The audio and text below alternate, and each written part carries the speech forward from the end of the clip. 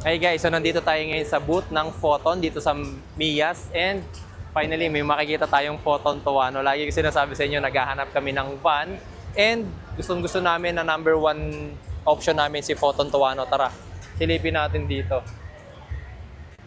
Marami pang tao.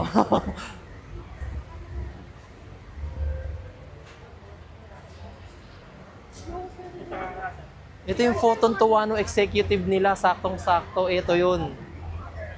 Mamaya, dami, busy sila. Tingnan mo, ang taas, mami.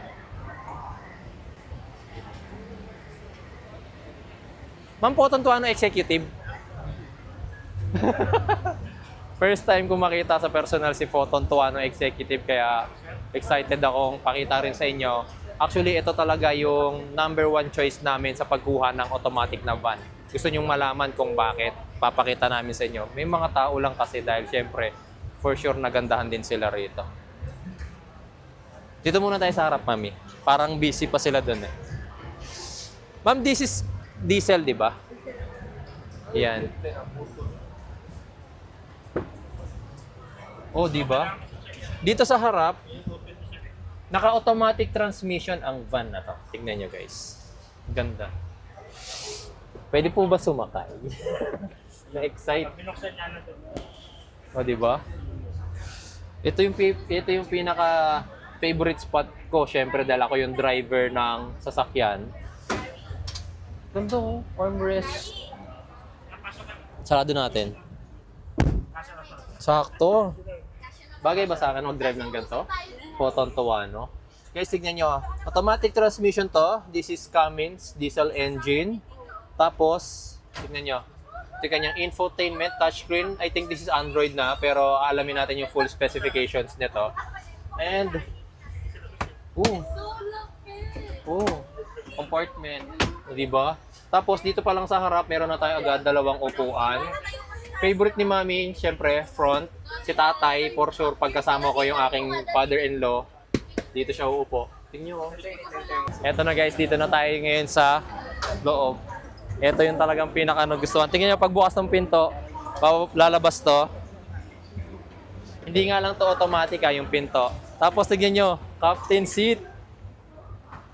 Tapos, ito yung sinasabi ko sa inyo guys. Dito sa Photon Tuano, nakatayo ako.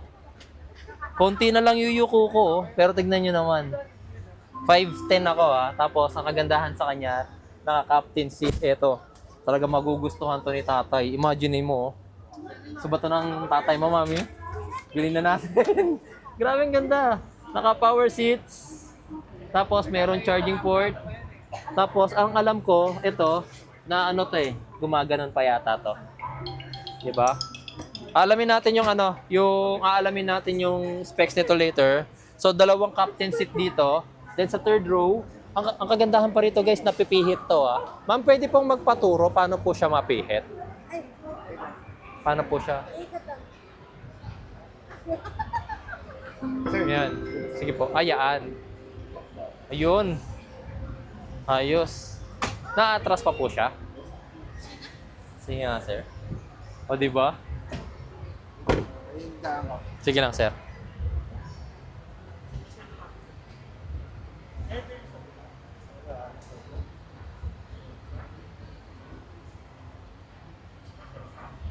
Kailangan naka-on? Naka-open to sir dapat Kailangan naka-on. Kaya ano pa naman ng konti yan sir. Nauurong. Ito guys, pag gusto nyo. Kailangan naka-on yung engine. Okay. Pareho po. Oo sir. Pero ito hindi na. Apat yan sir. Pareho silang naiikot lahat. Okay, so kung gusto nyong magkakaharap kayo, ayan, pwede nyong iikot-ikot. Face to face kayo. Tara, mami, pasok ka. Grabe, ang ganda. Oh. Tapos kaharap ko si tatay para kung ini-interview ni tatay. Ay hindi, driver pala ako, hindi pala ako interviewin. Tapos dito, 4-seaters po So ilan lahat? 4, 5, 6, 7, 8, 9, 10, 11 seater. Pwede na, mami. Ang luwag, mami, tignan mo. Guys, tignan nyo. I'm 5'10", pero tignan nyo. Komportable ko, pati yung tuhod ko rito maluwag. Maluwag. O, di ba? Ayos. Ang ganda ng photo ko. Tayo. Ikaw, tayong-tayo si mami. Tingnan nyo. Tingnan si mami. Tayong-tayo. Hindi siya, Hindi niya kailangang yumuko. Tapos may speaker pa sa taos. Ang kagandahan dito sa Photon Tuano, tingnan nyo guys, lahat may air vents. Ultimo rito. Hindi sila nagdamot sa air vents, di ba? Oh, may mga van kasi mga bossing na ang air vents doon lang sa harap, tapos meron lang dito. Mami, monitor. May monitor pa siya, di ba guys? Oh, ha?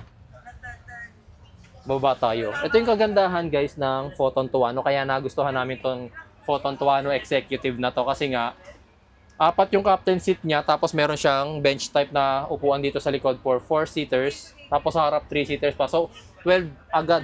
11 pala, sorry. Tara, may mga titingin eh. Meron din siyang camera. Pwede bang buksan? Ito yung likod niya. Oh, di ba maganda? Maluwag yung likod. Oh, meron pa siyang space para sa baggage. Although nauurong pa yung upuan, pero kagandahan dito, kahit hindi nyo naiurong yung likod, marami ng area for baggage. 'Di ba? Yan. So gusto niyo malaman guys kung magkano ang price nitong Photon Tuano Executive na to. Ito talaga yung number 1 option namin na makuhang van. This is 2,940,000 ang brand new price nito. This is Cummins diesel engine mga bossing ha. Tingnan niyo. Taas no? Ito yung specs niya. Yan.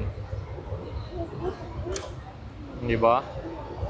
150,000 kilometers warranty, 5 years warranty itong sasakyan na to.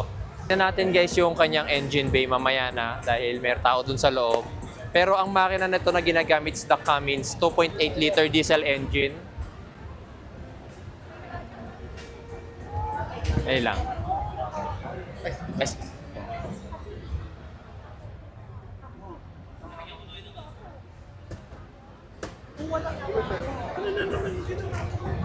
Bukas na ba? Sir, tignan ko lang ah. Thank you.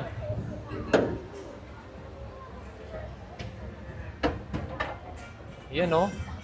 Diba? Inline 4 diesel engine, 2.8 liter diesel. Akala ko dati, ang gagawin nila rito is yung Cummins na ay yung Okan na makina nila. Pero Cummins daw ang nilagay nilang makina rito. Which is for me, much better option talaga si Cummins. You know? Diba? Ayos. Photon Tuano. At least ngayon guys, nakita nyo na yung sinasabi ko sa inyo.